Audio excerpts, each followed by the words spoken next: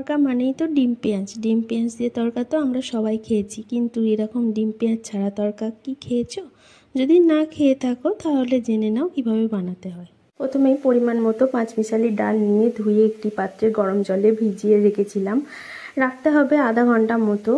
তারপর প্রেসার কুকারে 3 থেকে 4টি সিটি দিয়ে রেখে দেব। এবার একটি কড়াইতে পরিমাণ মতো সর্ষের তেল দিয়ে তাতে তেজপাতা, শুকনো লঙ্কা, সামান্য সাদা জিরে ফোড়ন দেব। রান্নাটা যেহেতু ডিম পেঁয়াজ ছাড়া হচ্ছে তাই ফোড়নটা দিলাম। পরিমাণ মতো নুনটা আগেই দিয়ে দিলাম, কারণ তেলের ওপর নুনটা দিলে আর কিছু জিনিস দিলে ছিটকে আসার ভয় থাকে না। এরপর কুচিয়ে রাখা টমেটো, আদা, রসুন, লঙ্কা দিয়ে ভালো করে নেড়েচেড়ে ভেজে নেব। কিছু থেকে কাঁচা গন্ধটা চলে গেলে দিয়ে দেব 1 চামচ হলুদ, সামান্য জিরে গুঁড়ো আর দিয়ে দেব তড়কা মশলা। কীভাবে তড়কা মশলাটা বানালাম সেটা যদি জানতে চান তাহলে কমেন্টে জানান। এরপর দিয়ে দিলাম সিদ্ধ করে রাখা কড়াইগুলো। সেই কড়াইগুলো দেখুন একবারে ভালোভাবেই সিদ্ধ হয়ে গেছে।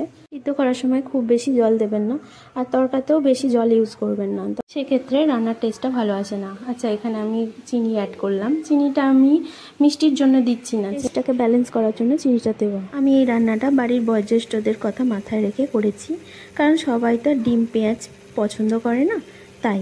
রান্নাটাতে জল প্রায় শুকিয়ে এসছে। এরপর আমি খানিকটা কসুরি মেথি হাতের তালুতে নিয়ে এরমভাবে ঘষে দিয়ে দিলাম। তরকাতে কসুরি মেথি দিলে তরকার গন্ধটা খুব ভালো আসে। আপনাদের কাছে অনুরোধ রইল এইভাবে একবার তরকাটা বানিয়ে দেখবেন। আমি কথা দিচ্ছি তরকাটা খেতে খুব ভালো হয়, সবাই আঙুল চেটে খাবে আর আপনার প্রশংসা করবে। তরকা খুব পছন্দ, তাই জন্য আমার মাম্মা আমার জন্য তরকা বানিয়েছে। এটা ভালো লাগলে লাইক, কমেন্ট, শেয়ার করে দাও।